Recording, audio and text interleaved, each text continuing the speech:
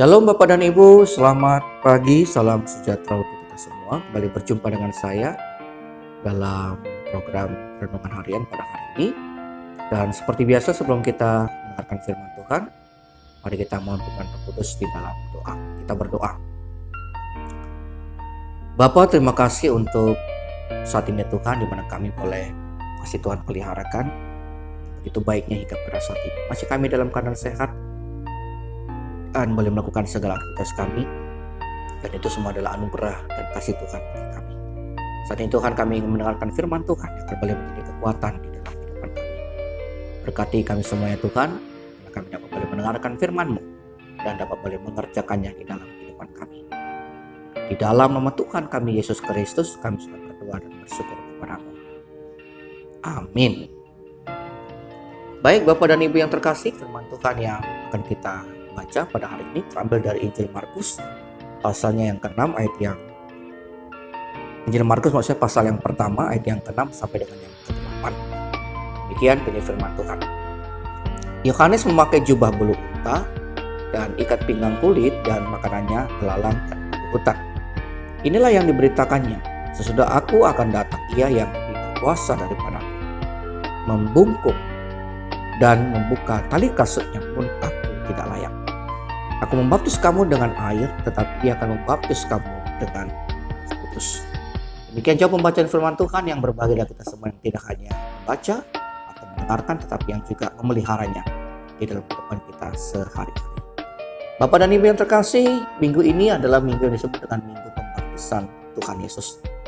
Kita di gereja GKI Sumut, kita yang bernaung di GKI Sumut Medan, tentu kita sudah mengetahui bahwa minggu ini kita mendengarkan firman Tuhan tentang Tuhan Yesus yang dibaptiskan. Jadi setelah masa Natal, kemudian kita mendengarkan minggu-minggu Epifania, di mana Tuhan diceritakan menampakkan diri. Dia mulai sejak bayi, dia dibawa ke bait Allah, lalu kemudian tibalah ketika ia sudah dewasa. Dan minggu ini kita mendengarkan firman Tuhan. Ia dibaptiskan di Sungai Yordan oleh Yohanes Pembaptis untuk kemudian memulai pekerjaannya sebagai seorang nabi yang akan memberitakan tentang kerajaan sorga yang sudah tiba kepada umat Israel pada saat itu. Itu semuanya tadi kita mendengar firman Tuhan yang dibacakan, dan permulaan ini adalah tentang Tuhan Yesus yang dibaptiskan. Nah, Bapak Ibu Saudara yang terkasih, berbicara tentang baptisan itu berarti berbicara tentang sakramen. Pertanyaan adalah, ada berapa sakramen yang dilaksanakan di gereja-gereja Protestan, khususnya kita yang ada di GKI Sumut? Jawabannya adalah ada 2 sakramen. Ini berbeda dengan gereja-gereja yang lain yang mungkin berbeda dengan kita.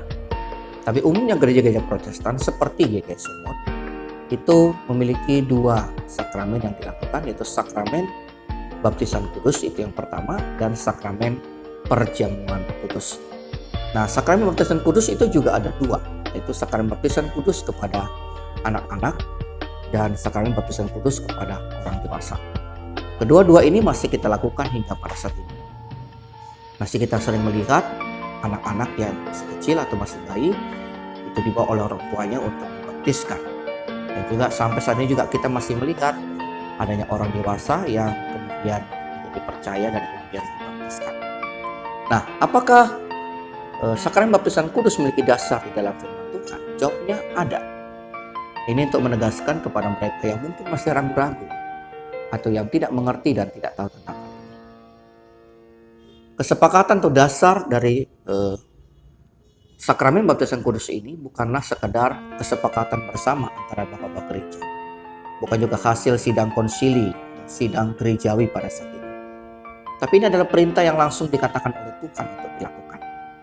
Sebagaimana definisinya, sakramen itu artinya adalah perintah yang langsung dikatakan oleh Tuhan untuk dilakukan. Jadi sakramen itu adalah tanda atau simbol yang kudus yang kelihatan, yang dilakukan sebagai bentuk kita beriman, percaya kepada Tuhan Yesus Kristus. Nah, perintah tentang sakramen baptisan kudus ini dapat kita baca misalnya di dalam Injil Matius pasal yang ke-28 ayat yang ke-19 sampai dengan 20. Itu kemudian Tuhan Yesus mengatakan, karena itu pergilah jadikanlah semua bangsa muridku dan baptislah mereka dalam nama Bapa, Putra, dan Roh Kudus. Jadi kata-katanya adalah setelah orang itu menjadi murid atau menjadi orang yang mengikuti Tuhan Yesus, sebagai tandanya kemudian ia dibaptiskan. Tidak dijelaskan secara rinci di mana hal baptisan itu harus dilakukan, dengan cara apa hal itu dilakukan, dan berapa kali hal itu harus dilakukan. Karena memang bukan itu yang menjadi intinya. Tetapi yang menjadi inti adalah orang itu telah menjadi murid. Artinya orang itu telah menjadi pengikut, telah menjadi percaya kepada Tuhan Yesus Kristus. Jadi tidak masalah apakah dilakukan di sungai ataupun tidak di sungai, apakah dilakukan dengan cara dipercik, ditenggelamkan atau diselamkan, apakah dilakukan oleh seorang hamba Tuhan yang terkenal atau yang tidak terkenal. Intinya adalah orang itu harus sungguh-sungguh percaya dan menjadi murid. Barulah baptisan itu ada gunanya. Barulah orang itu dinyatakan selamat karena ia menghayati dengan sungguh-sungguh, ia percaya dan beriman. Tetapi meskipun itu dilakukan di tempat tertentu dengan cara ditenggelamkan dan mungkin beberapa kali dilakukan, tetapi kalau orang itu tidak juga percaya, maka hal itu akan percuma. Selanjutnya, bagaimana dengan sakramen perjamuan kudus? Tentu saja sama seperti sakramen baptisan kudus tadi. Sakramen perjamuan kudus juga memiliki dasar firman Tuhan yang jelas dan kuat di dalam Alkitab, khususnya dalam Injil. Keempat Injil, baik Injil Sinoptik maupun Injil Yohanes, mencatat bahwa ketika itu Tuhan Yesus duduk makan bersama dengan murid-muridnya. Dan ia mengatakan, ia memecah-mecahkan roti, dan juga membagikan anggur, lalu mengatakan, inilah tubuhku yang dipecah-pecahkan bagi kamu. Inilah anggur atau darahku yang tercurah bagi kamu. Perbuat ini setiap kali kamu memakan atau minum, menjadi peringatan akan aku. Hal itu berarti dilakukan oleh Tuhan Yesus di hadapan murid-muridnya dan juga sekarang kepada kita. Tujuannya adalah jelas, agar kita diingatkan kembali tentang besarnya pengorbanan Tuhan kita Yesus Kristus. Supaya kita yang mungkin tadinya agak mengalami kendur dalam iman, kita mulai jatuh ke dalam dosa, kita diingatkan kembali, kita disegarkan kembali bahwa Tuhan Yesus telah berkorban, telah mati untuk kita dan menebus kita. Karena itu kita kembali dalam hidup yang kudus, hidup yang berkenan di hadapan Tuhan. Itulah tujuan dari dilaksanakannya sakramen perjamuan kudus. Tentu saja kalau dua sakramen ini dilakukan, hal ini sangat baik dan tentunya harus kita lakukan sebagai umat percaya. Kiranya firman Tuhan pada hari sungguh-sungguh dapat kita mengerti sehingga dapat kita lakukan di dalam kehidupan kita setiap hari. Amin. Mari kita kembali bersatu di dalam doa.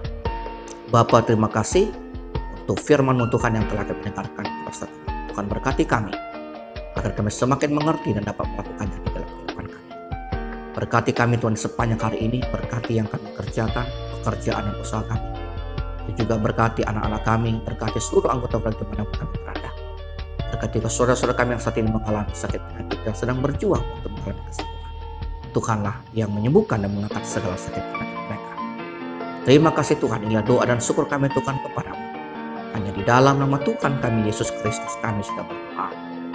Amin. Shalom Bapak Ibu. Selamat pagi, Tuhan memberkati kita semua.